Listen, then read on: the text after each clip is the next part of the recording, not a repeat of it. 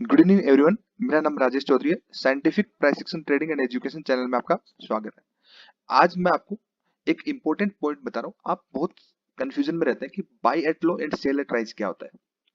तो इस टॉपिक को जब मैं लेवल्स देता हूं तो आप गलत अंडरस्टैंड करते हैं। मीन्स आपको जब टेलीग्राम में लेवल्स देता हूं या फिर मैं एनालिसिस करके बताता हूं, ठीक है, तो ये 20 क्लास तो काफी लंबी हुई थी, बट 20 मिनट्स के लिए मैंने आप लोगों के लिए रिकॉर्ड किया ताकि सब लोगों की हेल्प हो सके। तो ये आप प्रॉपर वीडियो को पूरा देखेंगे एंड तक, कुछ भी मिस नहीं करेंगे, और 2-3 बार अगर रिपीट करके देखेंगे तो आपकी मे बी जो क्वेरी आपकी सोल्व हो जाए। और बहुत डिटेल में मैंने टेक्निकली आपको प्रॉपर तरीके से बताया। तो पूरा देखिए, और चैनल पे अगर आप नए हैं तो सब्सक्राइब कर दीजिए। कमेंट करके जरूर बताइए वीडियो कैसा लगा। चलिए वीडियो को शुरू करते हैं। गुड इवनिंग सभी को। मेरी आवाज आ रही है? Good good yes sir. Good evening. Good evening sir. Good evening, ठीक है। क्लास करने से पहले एक छोटा सा पॉइंट डिस्कस करेंगे और इंपॉर्टेंट पॉइंट आपको सबको बताएंगे। हमारे क्लास सीक्वेंस के अकॉर्डिंग पार्ट 2 चल रहा ना। पार्ट 2 मीन्स आपका टाइप 2 की एरिया फेलियर पे कैसे बाई या सेल जो भी करेंगे। मीन्स अगर आपका ट्रेंड पॉजिटिव है तो अगेंस्ट में जाएंगे तो हम सेल करेंगे, ट्रेंड अगर आपका नेगेटिव है तो हम बाई करेंगे। ऐसे ही है ना, ठीक है। इससे पहले आप लोग कुछ क्या आप क्या मीन्स अगर ये मैं रिकॉर्ड करके यूट्यूब पे भी अगर मैं अपलोड करूँ तो बहुत सारे लोग buy at dips and sell at rise का मतलब गलत निकालते हैं, ठीक है। ऐसा क्यों मैं बोल रहा हूँ आपको एक दिखाता हूँ। इधर 5 मिनट का ये चार्ट है, ठीक है। 5 मिनट का ये चार्ट है, तो ये एक बार मैं आपको ये बंद कर देता हूँ, ठीक है। 5 मिनट के चार्ट के अकॉर्डिंग मार्केट आज कहाँ खुला? मार्केट टॉप पे खुला, देखिए 9:15 पे। आवाज आ रही है मेरी? जी यस सर। नीचे गया, ठीक है। नीचे जाने के बाद मीन्स बाई एट डिप्स का एक्चुअल में मतलब क्या है, ठीक है। बाई एट डिप्स का मतलब है कि प्राइस आपका एक प्रॉपर सपोर्ट के पास है, प्रॉपर की एरिया फेल्यू के पास है, वो तब आपको बाई करना है। या फिर प्रॉपर आपका एक रेजिस्टेंस के पास प्राइस जाए ताकि आपका एक पूरा रेंज का बड़ा टारगेट होगा। कहने का मतलब मान लीजिए आपका सपोर्ट लेवल यहाँ पे है, ठीक है। इंपोर्टेंट पॉइंट इसलिए मैं डिस्कस कर रहा हूँ। सपोर्ट लेवल आपका यहाँ पे है, ठीक है, और प्राइस आपका ऊपर गया, ठीक है। अब कंटिन्यूसली तो प्राइस ऊपर जाएगा नहीं, क्योंकि प्राइस ऑलरेडी ट्रेवल कर चुका है। तो मैं आपको बोलूंगा कि ट्रेंड इज अप ट्रेंड, ठीक है। ट्रेंड स्टिल अप ट्रेंड है, इंटेक्ट है, बट आपको यूज करना है डिप अपॉर्चुनिटी। डिप अपॉर्चुनिटी का मतलब प्राइस अगेन वापस आएगा, या तो कंसोलिडेट करेगा, फर्स्ट पुल बैक पे नहीं करेंगे तो काफी देर कंसोलिडेट करेगा, देन इसको ब्रेकआउट करेगा, तो आपकी एक अच्छी अपॉर्चुनिटी है। फर्स्ट पुल बैक पे तो बाई करना ही नहीं है, या फिर आपका प्रॉपर सपोर्ट पे आएगा। तो इस तरीके से आपको buy at dip opportunity use करनी है। कहने का मतलब, अगर मैं छोटे टाइम फ्रेम बड़े टाइम फ्रेम में आपको समझाऊं, ठीक है, तो कहने का मतलब ये है कि आपका प्राइस नीचे आया, फर्स्ट पुल बैक आया, ठीक है। फर्स्ट पुल बैक पे तो कभी बाई सेल करना ही नहीं होता, इट इज फेक, ठीक है। आप यहाँ पे बाई करते हो, ये बाई एट डिप नहीं है। अगेन प्राइस आपका नीचे गया, अगेन प्राइस वापस पुल बैक आया, it is buy at dip नहीं है, बाई एट डिप अपॉर्चुनिटी नहीं है, ठीक है। अगेन प्राइस वापस आपका नीचे आया, अगेन प्राइस ऊपर गया, ये भी बाई एट डिप नहीं है। अगेन प्राइस नीचे गया, अगेन प्राइस ऊपर आया, ये बाई एट डिप नहीं है। देखिए अगेन प्राइस नीचे आया, आपने मार्क किया, ठीक है, प्राइस ने ब्रेक किया और ये रेंज को ब्रेक किया और प्राइस ने यहाँ पे सपोर्ट लिया और आपका retracement, it is buy at dip के में ट्रेवल करने के बाद वाली अपॉर्चुनिटी, लेकिन बाय एट डिप वाली ये अपॉर्चुनिटी है, ठीक है, ये वाली, ठीक है। क्यों? ये 5 मिनट में तो आपको कुछ दिखेगा ही नहीं। समझ में आ रहा है मैं क्या कहना चाह रहा हूँ? कि 5 मिनट के टाइम फ्रेम में तो आपको कुछ दिखेगा ही नहीं, ठीक है। यहाँ पे अगर आप बाय मींस इतना गिरने के बाद भी बाय एट डिप वाली अपॉर्चुनिटी समझते हैं, ठीक है, फर्स्ट पुल बैक है, तो ये भी फंस जाएंगे आप, उल्टा हो जाएगा, नहीं हो जाएगा क्या? जी सर। कहने का जी मतलब सर। आज जो मैंने आपको निफ्टी के लेवल्स दिए थे, ऊपर के लेवल दिए थे, नीचे के लेवल भी दिए थे, लेकिन उससे पहले एक लाइन लिखी थी, रेगुलर बेसिस पे लिखता हूं कि Nifty 50 still positive, buy at dip opportunity, means buy at dip में यूज करना है, ऐसा बोला। बाई एट डिप से बहुत सारे लोग पता है क्या मतलब निकाल लेते हैं कि 5 मिनट के टाइम फ्रेम में कि प्राइस ऊपर गया, एक वेव आया, डिप आया और बाई कर लो जी। ऐसे थोड़ी बाइंग होता है, बाइंग ऐसे नहीं होता, ऐसे होता है कहाँ पे, देखो आपको मैं दिखाता हूँ। इसी को हम अगर डेली टाइम फ्रेम में कन्वर्ट करेंगे, ठीक है, तो डेली टाइम फ्रेम पे एनालिसिस आपका हायर टाइम फ्रेम होता है, लो टाइम फ्रेम सिर्फ एंट्री के लिए होता है। उसमें 125 मिनट के किसी भी टाइम फ्रेम में नीचे एनालिसिस नहीं होता। अगर कोई करता है तो वो कभी भी पैसा नहीं बनाएगा। 125 मिनट के टाइम फ्रेम में कोई एनालिसिस नहीं होता। 1 घंटे का ले लो, 30 मिनट का ले लो, 15 मिनट का ले लो, 5 मिनट का ले लो, ये एनालिसिस टाइम फ्रेम नहीं है, it is trading time frame. Analysis time frame above 125 minutes, इतना समझ में आता है, ठीक है। तो अब वन डे के चार्ट पे कुछ समझ में आ रहा है? कुछ भी समझ में आ रहा है किसी को भी कि बाई एट डिप इसमें कितना इजी है? इजी का कहने का मतलब अगर आप एक छोटा सा ट्रेन लाइन भी अगर डालेंगे, ठीक है, तो आप ये ट्रेन लाइन डाल सकते हैं, कोई प्रॉब्लम है? क्योंकि अगर आप इसी को हावरली में कनेक्ट कर देंगे तो अच्छी खासी ट्रेन लाइन हो जाएगी। 1 आवर के अंदर कनेक्ट कर देंगे, देखिए, ठीक है, कोई प्रॉब्लम है? ठीक है ना? जी सर। लेकिन करना नहीं है, हावरली टाइम फ्रेम में एनालिसिस नहीं होता। 125 मिनट्स के नीचे टाइम फ्रेम में अगर कोई एनालिसिस करता है तो वो आधा अधूरा करता है, तो 1 डे का ही रखना है। वो तो बाकी हम सीख रहे हैं ना धीरे धीरे, जिसको आता है उसको कोई दिक्कत नहीं है। नंद कुमार जी की सारी प्रॉब्लम सोल्व होगी। अब मैं भी नंद कुमार जी के साथ साथ मैं भी एक्साइटमेंट हूँ कि कैसे करके जितना जल्दी हो सके पार्ट 4 आ जाए, पूरा सीख जाए और डायरेक्टली आपको बहुत अच्छे लेवल पे लेके जाए। तो ये ट्रेन लाइन ठीक है, ये वाली देखेंगे तो गलत है, सही है? सही है सर। परफेक्ट है, ठीक है। ये ट्रेन लाइन परफेक्ट है, छोटी सी है बट परफेक्ट है। अब ये तो गलती, प्राइस तो ट्रेन लाइन के नीचे ब्रेक हो गया, बहुत सारे की प्राइस तो ट्रेन लाइन के नीचे चल रहा है, तो ये फ्यूचर में चल रहा है। जब जब ये कनेक्ट हुआ था तो ठीक है ना, 2 स्विंग्स, और थर्ड स्विंग की एलिजिबिलिटी भी है, ठीक है। तो अगर आप ये देखेंगे कि आपका ये जो लो है क्या है, ये कौन सा सपोर्ट है? डायनेमिक ये बन गया, ट्रेन लाइन को जो टच किया है वो कौन सा आपका? असेंडिंग। असेंडिंग है, और ट्रेन लाइन के स्विंग लो के साथ हमने टच जो हॉरिजॉन्टल बनाया वो कौन सा? Ascending dynamic dynamic. ठीक है, इतना समझ में आता है, ठीक है। तो इतना समझ में आता तो आप ऊपर की साइड भी अगर देखेंगे तो रेजिस्टेंस कौन सा है? देखिए, दो तरीके से आपके सपोर्ट एंड रेजिस्टेंस जो होते हैं आपके 3 तरीके से बनाने को बोलता हूँ ना आपको मैं। 3 तरीके से कौन से? असेंडिंग, डिसेंडिंग, एक हो गया डायनेमिक, असेंडिंग डिसेंडिंग के साथ डायनेमिक, तीसरा स्टैटिक। तीनों तीनों में से तो कहीं से भी प्राइस सपोर्ट ले सकता है। एक चौथा मैं आपको तरीका बताता हूँ, मार्केट प्रोफाइल वाला, ठीक है। तो अगर आप यही ट्रेंड लाइन अगर आप देखेंगे निफ्टी 50 का, ये मैं आपको एक तरीके से लाइव ट्रेड जैसा एक्सप्लेन कर रहा हूँ कि आपको पूरा समझ में आ जाए कि निफ्टी 50 चल कैसे रहा है, ठीक है। तो आप ये देखेंगे तो परफेक्ट ट्रेंड लाइन है, ठीक है। और आपका ये वाला जो आपका कौन सा है? डायनेमिक है, ठीक है। तो प्राइस इसके नीचे क्लोज नहीं हुआ ना, सेकंड स्विंग के नीचे, तो स्टिल ट्रेंड इंटेक्ट है। तो मैं बार बार जो ये बोलता हूँ ना 18,838, मतलब थोड़ा बहुत प्लस माइनस में लेके चलता हूँ कि इसके ऊपर है तो निफ्टी 50 पॉजिटिव है, क्या प्रॉब्लम है? तो प्राइस तो जा रहा है ना आराम से, देखिए ऐसे से। हाउडी टाइम फ्रेम में देखिए, लोअर टाइम फ्रेम में नहीं जा रहा। ये आपका परफेक्ट डबल बॉटम नहीं था यहाँ पे, तो प्राइस तो कंटिन्यूसली जा रहा है। तो ये प्राइस इस देखो, प्राइस आपका ऊपर गया टाइप 1 टाइप 2, जो मैं आपको की एरिया फिल बताता हूँ। अगेन प्राइस नीचे आया टाइप 1 पे, अगेन प्राइस आपका टाइप 2 पे आया, ठीक है। अगेन प्राइस टाइप 1 पे आया, प्राइस टाइप 2 पे आया, ठीक है। टाइप 2 प्रॉफिट बुकिंग जोन, तो प्राइस तो सही चल रहा है। प्राइस में क्या दिक्कत हो रही है? प्राइस में कहीं कोई दिक्कत हो रही है? कोई दिक्कत नहीं। और दूसरा रीजन, प्राइस यहीं से क्यों गिरा? 18,150 151 से क्यों गिरा, ठीक है, ये भी हम जान लेते हैं।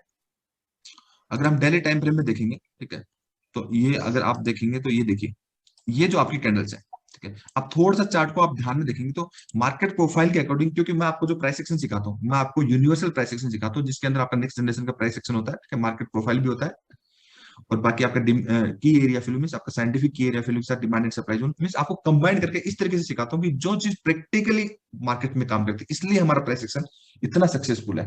सिंपल चीजों से बात बनेगी नहीं, पूरा सीखना पड़ेगा। तो आप अगर इधर देखेंगे तो मैक्सिमम कैंडल, एक ऐसा पॉइंट ढूंढिए जहां पे मैक्सिमम कैंडल टच कर रहे हो, ठीक है। तो अगर मैं देखूं तो इस जोन में मैक्सिमम कैंडल, यही जोन मुझे सबसे बेस्ट लग रहा है जहां पे मैक्सिमम कैंडल टच करें। कहने का मतलब ये जोन में ये कैंडल टच कर रही है, ये भी कर रही है, ये भी आ रही है, ये भी आ रही है, ये भी आ रही है, और ये भी आ रही है, और इवन ये भी आ रही है। समझ में आ रहा है? Yes sir. Yes sir. ठीक है। तो अब आप देखिए प्राइस, मैं एक बार सारा डिलीट कर देता हूँ, डिटेल क्लियर कर देता हूँ चार्ट को। तो यही जोन है ना परफेक्ट, जहां पे सारी कैंडल टच कर जाए, ये वाला, ये वाला जिसमें जिसमें मैक्सिमम कैंडल टच कर जाए। तो ये तो मार्केट प्रोफाइल का पार्ट है। ये वाली चीज आपको कोई भी नहीं बताता, ठीक है, ये कोई भी नहीं बताता, ये इस तरीके से आपको कोई भी नहीं सिखा सकता, क्योंकि उसके लिए नॉलेज चाहिए, ठीक है। तो देखिए प्राइस वहीं से गिर रहा है, यस सर। ठीक है, प्राइस वहीं से गिर रहा है।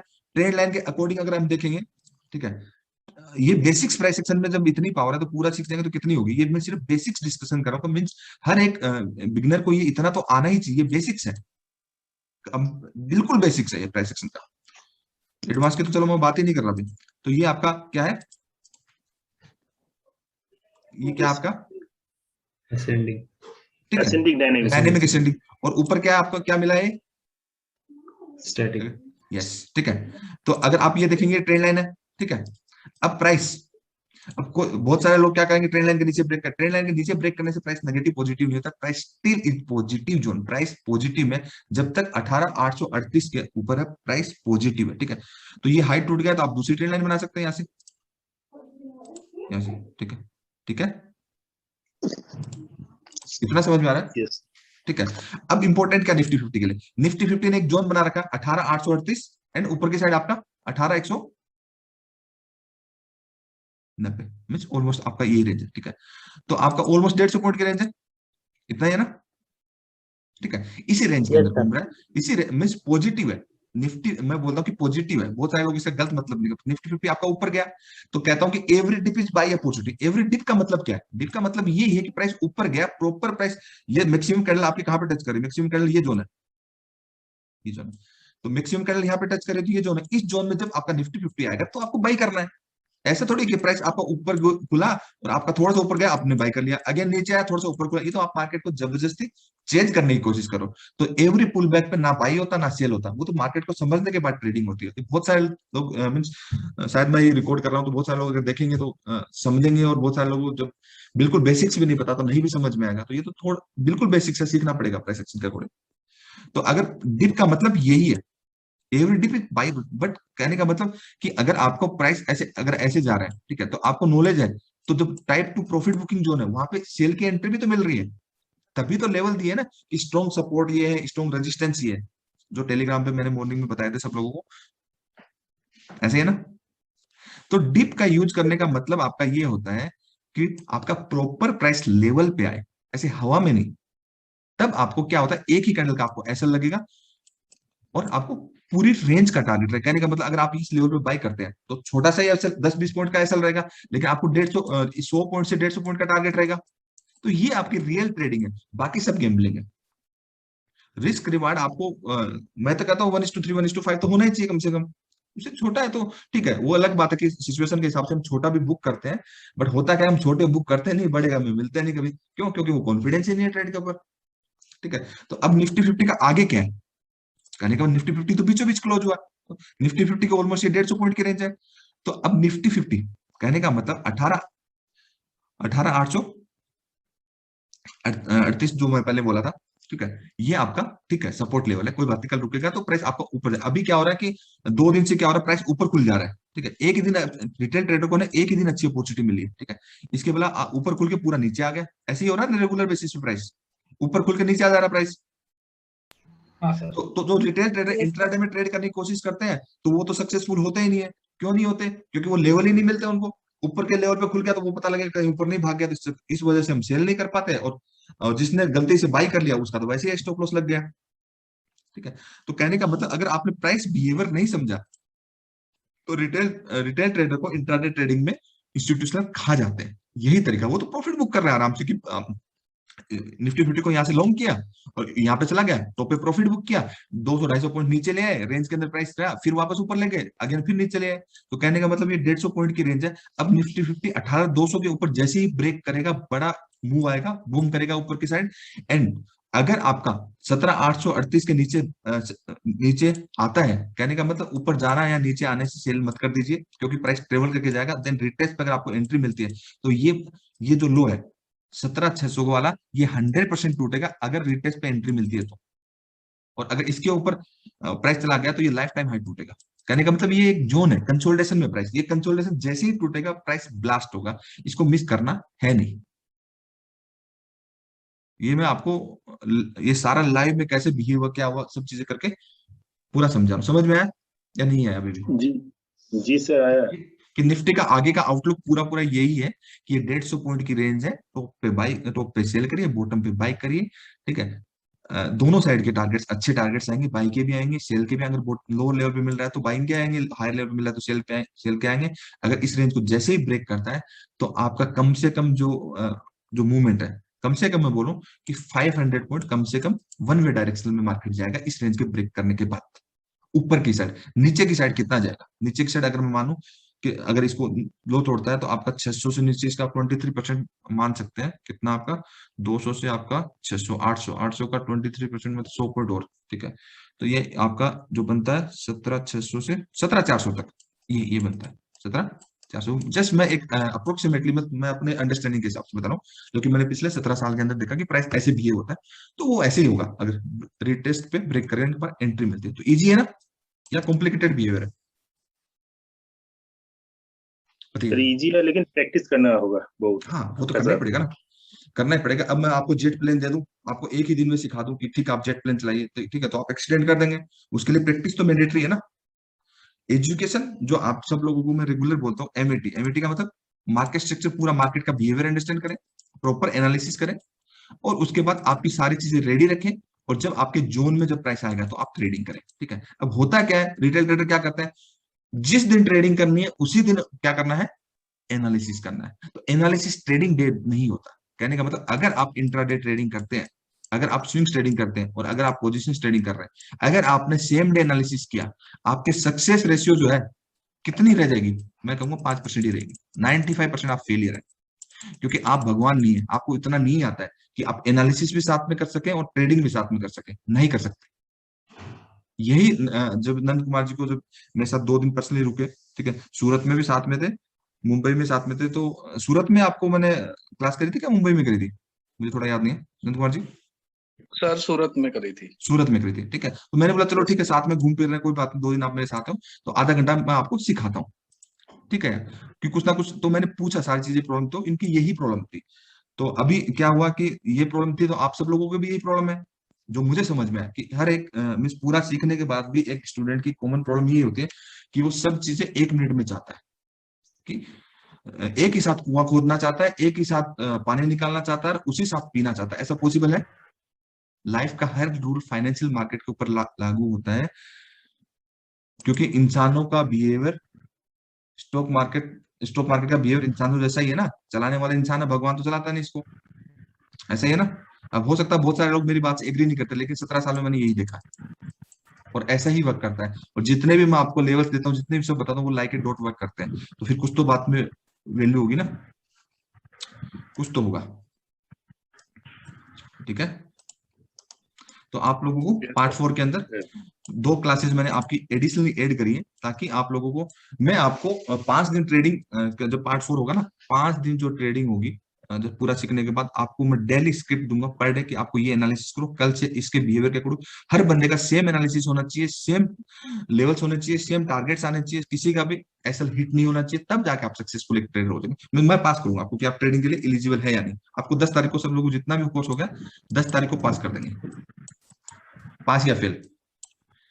तो अगर फेल होते हो, कहने का मतलब फेल होते हो, तो क्या करेंगे फिर? अगर कोई स्टूडेंट स्कूल में या कॉलेज में फेल हो जाता है तो क्या करते हैं? स्कूल से बाहर निकाल देते हैं, कॉलेज से बाहर रिपीट निकाल देते करेंगे, हैं? अगेन स्टार्ट दोबारा पढ़ लेंगे, क्या कर रहे हो, क्या करेंगे? रिपीट जीरो होगा। अच्छा ये बताइए, आपका किसी वर्ल्ड के किसी बेस्ट से बेस्ट स्कूल में आपने कॉलेज में एडमिशन ले लिया, ठीक है। तो अगर आप वहां पे पढ़ाई नहीं करी तो क्या होंगे, फेल होंगे, पास होंगे? फेल होंगे। फेल होंगे, ठीक है। तो वो आपको दोबारा सिखाएगा वो? जी सर दोबारा एग्जाम देगा वो। दोबारा एग्जाम देगा, मतलब दोबारा आप स्टडी करेंगे, ठीक है। तो आपसे वो फीस लेगा? यस जी सर लेंगे। Yes sir. बट हम तो नहीं लेते कि कोई बात है, जी 1000 बार सर। सीख लो, ऐसा ना। हाँ सर। हाँ बिल्कुल सर। तो हाँ हाँ तो एक बार हो गया। यही चीज अच्छी है।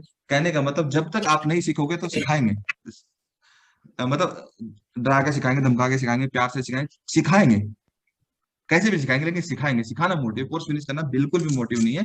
अगर कोई स्टूडेंट वीक है, कमजोर है, तो कोई बात नहीं, फैमिली में सब लोग एक जैसे नहीं होते, उससे कोई प्रॉब्लम नहीं है। 1 महीने के अंदर कोई भगवान नहीं हो जाता, कोई समझ नहीं जाता, टाइम लगता है उसको, 1.5 महीना लगता है, किसी को 2 महीने लगता है, कोई 20 दिन में भी सीख जाता है, कोई 3 महीने सीखता है, और बहुत सारे वीक जो होते हैं उसको 4 महीने में लग जाता है। तो क्या प्रॉब्लम है यार, है तो फैमिली ना, भीड़ तो इकट्ठी करने वाले नहीं है। तो सिखाएंगे, पूरा सिखाएंगे। तो ये चीज समझ में आई आपको जी या नहीं? Yes, समझ यस में? सर।